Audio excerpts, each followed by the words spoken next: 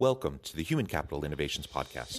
We're your source for personal, professional, and organizational growth and development, where we share original research, explore industry trends, and interview executives and thought leaders from across the globe.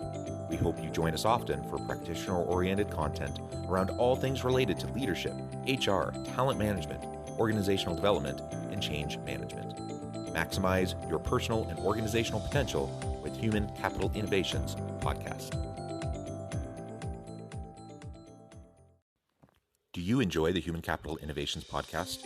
Please subscribe, leave a review, comment, share, and consider supporting the podcast on Patreon, even at the producer and sponsorship levels.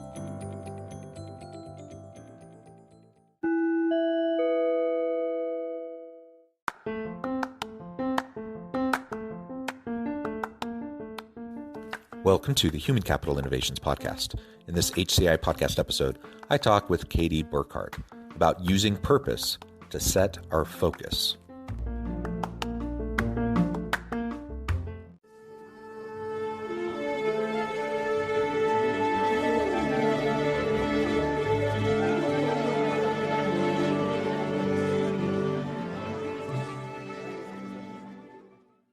Katie Burkhart, welcome to the Human Capital Innovations Podcast.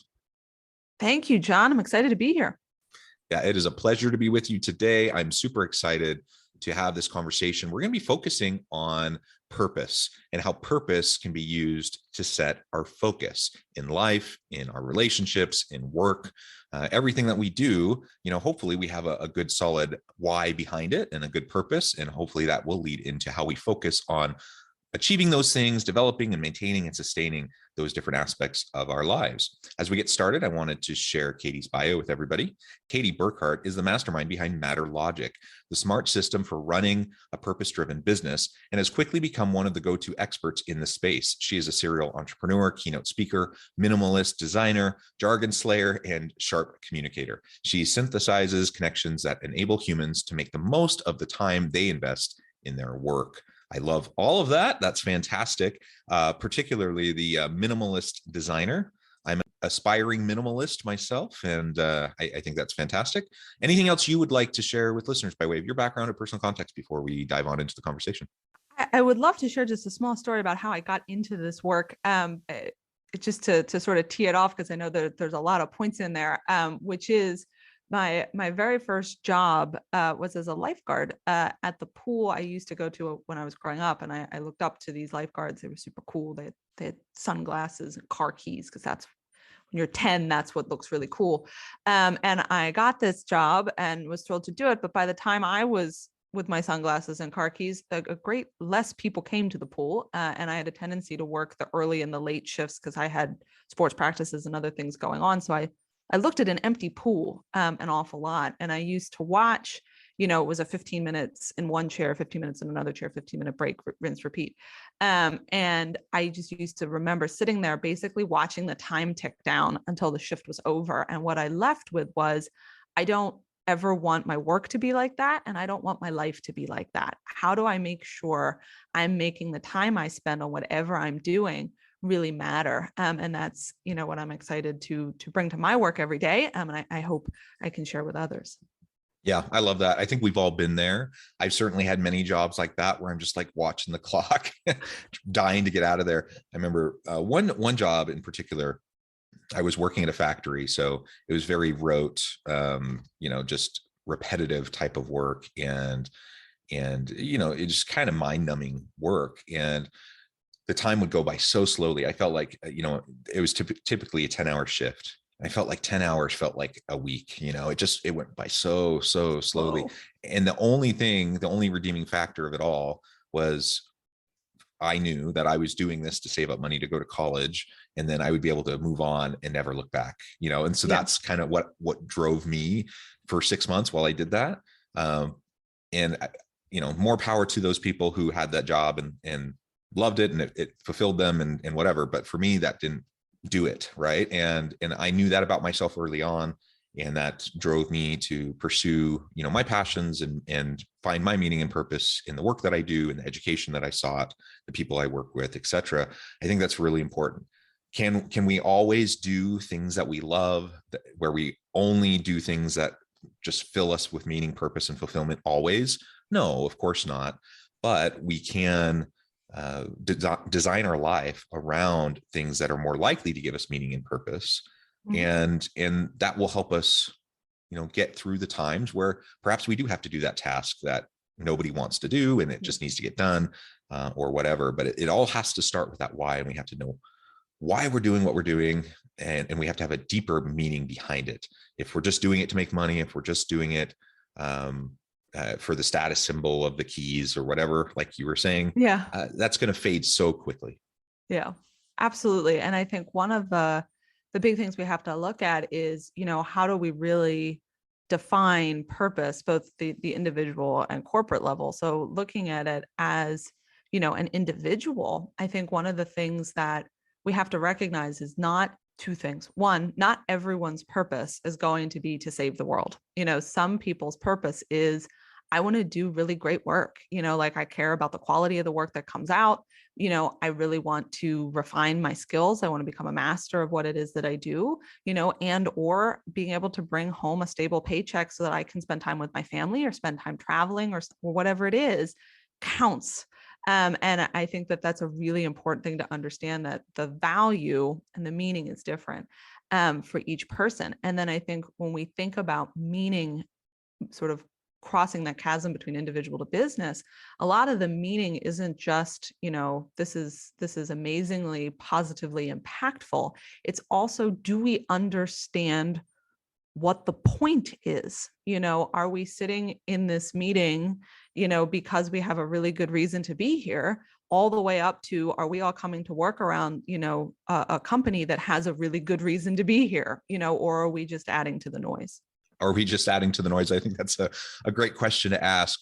I think the pandemic has kind of pushed us to question the why and the purpose, and challenge assumptions and challenge norms, because there's so many things that we just did day in and day out because that's what we do. That's what we've always done. We hold this meeting weekly because we always hold this meeting weekly, or whatever. And we did so many things that just didn't matter, and people knew it didn't matter, but it was just the flow and the norms and whatever. And certainly it wasn't just the pandemic, but the pandemic has given us a chance to do a little bit of a mental reset, and again, to challenge those assumptions and those norms, and to do some self-reflecting on our own personal why, as well as organizations on their why and their purpose. And I think that's been a really positive outcome of the pandemic, because I think most people have had to wrestle with this over the last couple of years. Some companies haven't made it through. Some individuals have decided, what I was doing is not at all what I want to continue doing. That's a big driver behind the great reevaluation, the great resignation, and ultimately, I think it's a good thing, though, to challenge those things that don't make sense anymore. Perhaps they made sense at one point in time, but they don't make sense anymore. And we've all been there. We've all been in those meetings that seem to have no point. This could have been a 5-minute email, or a phone call, or whatever. Nobody wants to be in those meetings. Nobody wants to spend endless amounts of time and energy on something that ultimately isn't going to help the business. It's not going to help their career. It's not going to help the customers. It's just pointless. And so you're absolutely right. What is my purpose and what is meaningful and fulfilling to me likely won't be the same purpose or provide meaning or fulfillment in the same way to other people. But we all have to have that. And we all have to figure out what that is for ourselves. And as leaders, we have to figure out what that is for the people that we lead. And as an organization, of course, we have to figure out what the big why is behind why we exist, why we do what we do. Yes. And I think the, work as leaders to recognize that, it's not about you, is a huge piece of this. We went through, I like to call it the great pause before the great resignation, where we had this collective moment all together at the same time of saying, is what I'm doing worth it? And all of a sudden it was, for people for different reasons, things changed, but they were all largely asking the same question. And I think as leaders, what you're having to stop, and I do this with my own businesses, and be like, hey, am I doing this because it's about me, or am I doing this because it's delivering value to the people I serve, because it's delivering value to my team members, because I'm building mutually beneficial relationships with my partners? Like, how am I really thinking about that? Because that's where success really lies, and helping your team members individually to understand not only what they value and what their purpose is, but then giving them space to actually fulfill that and understand how that contributes to your overall purpose is where that really starts to get powerful. Because at a top level, we have to know why we exist, right? I like to talk about Forrest Gump and the ping pong ball. If you've ever watched the movie, he goes from watching this TV endlessly, and people are like, how can you listen to that? And I'm like, what a brilliant example of noise. Like how can you please turn the noise off? They're like, I'm going to teach you how to play ping pong. And what the guy says to him is he holds the ball up in front of Forrest's eyes and he says, never take your eye off the ball. And I think for a lot of us, companies had the ball on themselves, i.e., how much money can I make? And really drove everything they could towards that focus. How efficient can I make things? How hard can I press you as a person, as a system, as a planet, however you want to look at that? The goal was to get to the money. As a purpose-driven business, the goal is to fulfill your purpose. That's the ball you have your eye on, and everything that you're doing has to drive toward that. And that requires a completely different way of not only understanding the business and showing up as a whole, but what do we do once we get there, and how do we go about doing it? And what I like about a ball is it's a circle. Ask what's the point. Yeah, absolutely. And you started to move us in the direction of focus, which I think is just a really important offshoot of purpose. Now, we spend a lot of time focusing or swimming amidst the noise. We spend a lot of time focusing on the wrong things that just don't matter. And I was talking to someone the other day, and I was reminded of the oft kind of quoted saying, what we can measure often doesn't matter, and what matters often is really hard to measure. And to me, that largely comes back to focus. If we're, when we choose to measure something, that's what we want to focus on. We want that as our outcome, and we're going to put energy into achieving that thing. I think so often organizations choose the wrong metrics, the wrong outcomes to focus on, or they're incomplete. They choose a set of 3 or 4 that might paint one part of the picture, and they fail to ignore, they do ignore so many other aspects that are also perhaps more important than those things that they selected, and simply because of convenience or because of lack of creativity on how to measure what matters. And so we have to be thinking about what we should be focusing on, how we're going to focus on it, so that we can lead to better, positive, impactful outcomes related to those things. And it all comes back to the purpose that should drive the focus. And and oftentimes it's the tail that wags the dog. We find ourselves in the flip side of that, and we allow the KPIs to drive everything that we're doing in the business, as opposed to having the purpose drive the KPIs.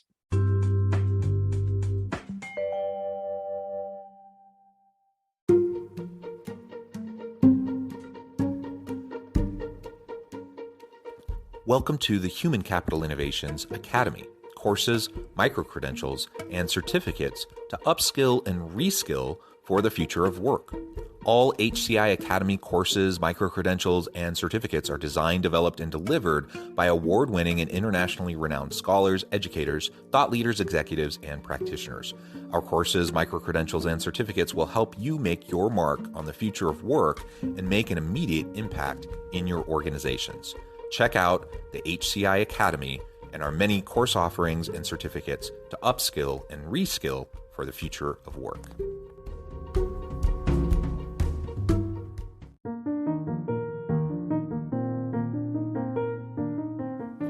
Check out our new weekly LinkedIn newsletter, Alchemizing Human Capital, exploring industry trends via original research and interviews with executives and thought leaders from across the globe. We look forward to having you join us.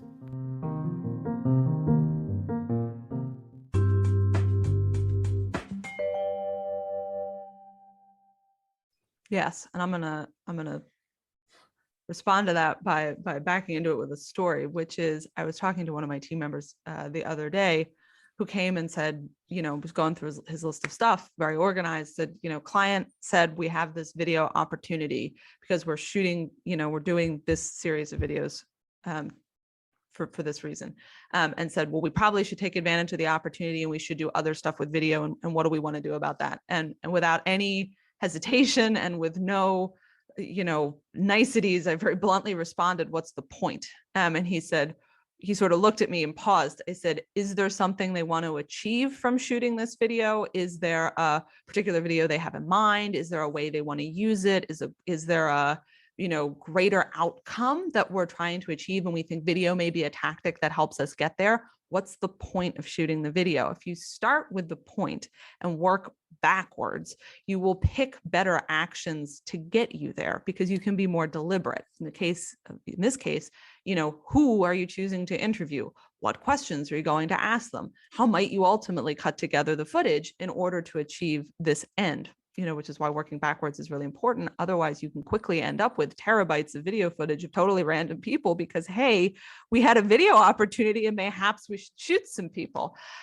So when you really think about that, getting it to set your focus, the way I like to think about purpose is as a lens for decision making. And the purpose is the focal point, and the first question should be, does this help us fulfill our purpose?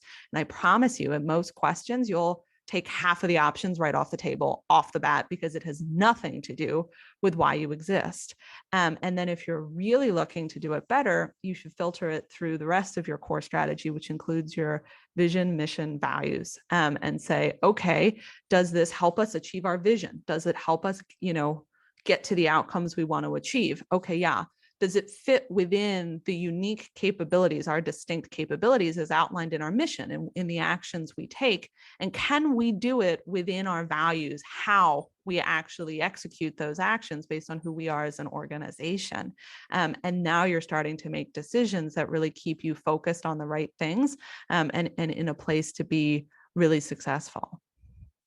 Yeah. And much of what you were just saying reminds me of how easy it is to have mission creep and to just, you start to try to be all things to all people. And that's a recipe for failure because you can't possibly be. We all live in a resource constraint kind of an environment. There's only so much we can do. And if you start to chase the shiny object thinking, oh, that's the next thing we're going to do, and you're not running it by your purpose and your mission, your values, and your vision of the organization, it's almost inevitable that you're going to end up going down a path that ultimately doesn't align with actually what your core competencies are, the value that you can bring to the market. Yep, it's more distraction, more noise versus what you can really do and do effectively. And that's where that narrow and deep is going to result in better impact than all over the place, and help everything to make sense to the team that you're asking to roll up their sleeves and come to work every day. Which is why one of the key shifts that we talk about, leaders and teams needing to make is no is your most powerful weapon. Please don't say yes to everything. Say no more. At an individual level, I personally do a life review every 6 months and look at anything that takes my time, from I have to water my cactus so it doesn't die, all the way to, I spend time with my family, I have time on my businesses, I would like to exercise, and then really look at, where am I getting fulfillment? How am I, am I learning something new? Like what needs to stay here? And the activity isn't really about adding new things to the list. It's about taking things off of the list because it's not getting the time and attention that it needs. It's not where my energies need to be invested right now. And what people have to remember is, in some cases, no doesn't mean no forever. It means not right now. But while you should do that at an individual level, companies need to be doing that at an organizational level. In a lot of cases, when people go into strategic planning or one-year planning or goal setting, however you call it, it's an exercise in all the new things we can add versus really looking at, are there things that we shouldn't even be investing anymore because it didn't work that great in the beginning, or we've learned what are the people we serve value and what they need has changed. Therefore, we need to shift how we're going about delivering that value. Yeah. I'm thinking of an organization I was working with recently, and they had their strategic plan had something like 82 action items. And I'm like, okay, how are you possibly going to do this in any meaningful way? Yeah. you're chasing everything, right? And there was nothing on there that didn't sound good. Like it all sounded good, and I was like, oh, that sounds important. But then So it's not even about saying there are things that that truly are counter to the mission that we need to get rid of, but it can be good things too. Like you said, sometimes the timing is just not right, and there's only so many things we can focus on, and so choose those things you're going to really drill in on. And there might be tangential things that come up along the way that you need to reevaluate, maybe pivot. But man, when you get to the point where you're just having these ridiculously long lists of KPIs or action items, or strategic points in your mission or in your strategic plan, it's impossible to focus because there is no focus, right? And I think many organizations fall into that trap. It's just so easy to do, especially when you're building those things by committee, or by consensus. You end up just dumping a bunch of extra things on. And so having the courage to say no, and like you were saying, I think of it in terms of pruning. I need to prune back in order for a plant or a tree to really thrive. You have to prune it back. And if you don't do that, it becomes overgrown and it suffers and it's not healthy. And it's the same thing. It's the same thing in my personal life, my relationships with my team, with my organization. It's what's going to drive more health. It sometimes seems counterintuitive because you're cutting things back, but it's gonna drive things in a more healthy direction. Yeah, and you John mentioned something about measurement, and I think this is where you get into what's easy to measure versus what's hard to measure, or even just understanding, working backward. Typically we start at the beginning. I can easily measure the output. I had 50 webinars this year, and next year we're going to have 75 webinars, which means we did better. The answer is not necessarily. You just did more. If you start at the end and work backward and say, what outcome do we want to achieve? What value are we delivering to the people we serve? And really the value you're delivering is, what are you helping them do, achieve, or become? That's the question you're trying to ask, and measure based on those pieces. When you get to pruning, what you're saying is, where are we most effectively driving that value? Where are we maybe not so effectively driving that value, so that you can double down on the things that are really working versus just focused on how many more actions might I take? But that does get into your point about, what are we measuring? And outcomes are harder, and will probably require you to talk to people and ask better questions and actually listen to what they have to say. But since it's not about you, that's a big piece. Much of what you're saying reminds me of the idea of just having bookends to our strategy. You start with the clear purpose and the point. What is the point? What is our why, right? And then once you figure out what your why is, then you want to think about the other end of the bookend, right? Now you want to think about, okay, so what with our why, with our purpose, what would we expect to achieve? What are those outcomes that we want to see, right? So then now you have the two ends of the bookend, and now you can fill in the middle. You can work your way backwards, back towards the beginning. So then you can think about the flow of how everything works together to get you to those outcomes, all built on the foundation of purpose, which will allow you to focus on the right things. And then, like you said, you work backwards in terms of trying to figure out how to best measure and evaluate what you're trying to accomplish. And I think a lot of times we only focus on the end, or we only focus on the beginning, or sometimes we don't have either of those, and we just are doing all sorts of muddly stuff in the middle. And I think we need to have the whole holistic picture if we hope to have sustainable long-term growth and positive outcomes and impact. Yes, because it really is one of the other shifts we talk about a lot is, the long game is the main game, so how do we start to get more comfortable with, measuring my 50 to 75 webinars is like instant gratification. I can see a little number tick up and I feel really good about myself, but did it do anything? So there's understanding what you're targeting and how you're setting up those goals and how you're looking at that and how you're measuring things is part of that long game, but it's also part of setting up the expectation that it's going to take time and that you actually have to look all the way down the road to the vision and then be really excited about the focus and endurance it's going to take you to get there, because it isn't going to be something you achieve next quarter and go woohoo. And I think for us as people, as well as for us as organizations, getting people used to, like, if we're going to get there, we have to know where we're going. And it may take us a while to get there, but it's totally going to be worth it. if we're making the right decisions along the way. Yeah. Yeah. Well said. Well, Katie, it has been a real pleasure chatting. I note the time, it's flown by. We're going to have to close up here in just a few minutes. But before we wrap up, I wanted to give you a chance to share with listeners how they can get connected with you, find out more about your work, your team, and then give us the final word on the topic for today. So I would say number one place to find me is LinkedIn. While I am mostly allergic to other forms of social media, I do enjoy the LinkedIn platform, and I will connect with anyone who connects with me. And if you have questions or you just want to follow my posts, I post almost every day with something that is hopefully useful to you. Please do. Welcome to have you. Would love to meet you. The other place to find me is I am very proudly the author of Not a Book, and that I have put all of our thinking, our system, what does it mean to be purpose driven? How do I go about doing it?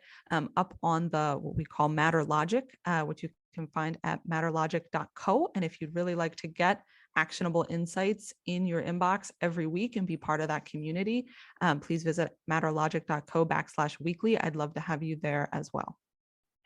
If I had to leave people with a final thought, it's always, asking yourself two questions. What's the point? And if I'm struggling to come up with an answer, am I just adding to the noise? And do what you can to not add to the noise, both as an individual and as a team, because your time is worth more than that. I love it. Well said, Katie.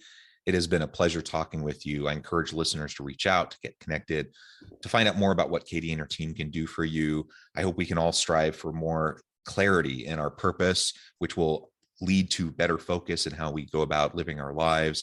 I hope that everyone can stay healthy and safe, that we can find meaning and purpose at work each and every day. And I hope you all have a great week.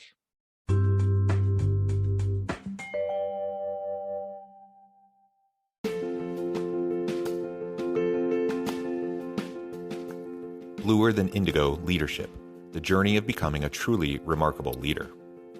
Early in my adult life, I learned about an Asian proverb that translates as bluer than indigo.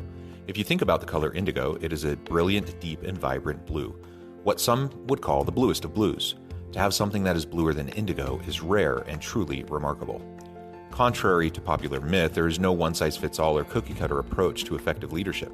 There is no silver bullet, no secret sauce, no go-to model that will solve all of your problems. The truth is, great leaders have all had their unique strengths and flaws, and have all had to discover and then pave their own distinctive path in their life's journey to fulfill their leadership potential. Bluer Than Indigo Leadership will help you discover your own path and explore those ordinary, everyday actions that will help you respond to an uncertain future and produce extraordinary results for your individuals, teams, and organizations.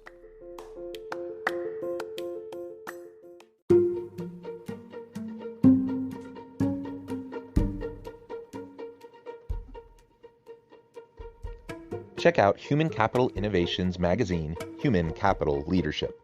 Human Capital Leadership is a free, interactive e-magazine with the mission to help individuals, leaders, and organizations find innovative approaches to maximize their human capital potential. We publish issues quarterly in August, November, February, and May. Take a look at the latest issue and let us know what you think.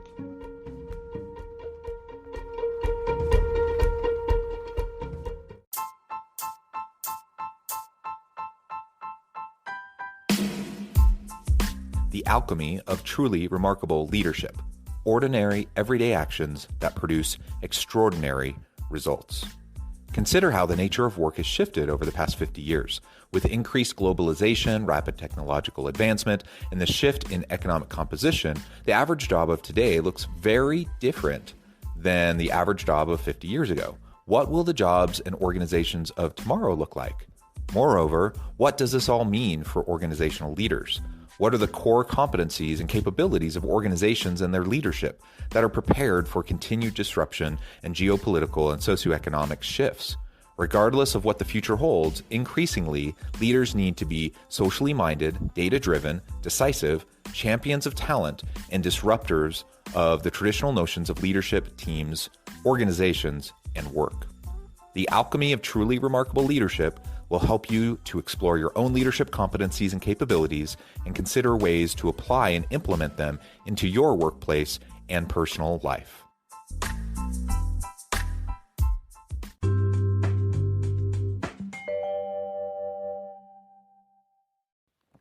you enjoy the Human Capital Innovations podcast? Please subscribe, leave a review, comment, share, and consider supporting the podcast on Patreon, even at the producer and sponsorship levels. Thanks again for joining us for this episode of the Human Capital Innovations podcast. I hope you stay healthy and safe and that you have a great week.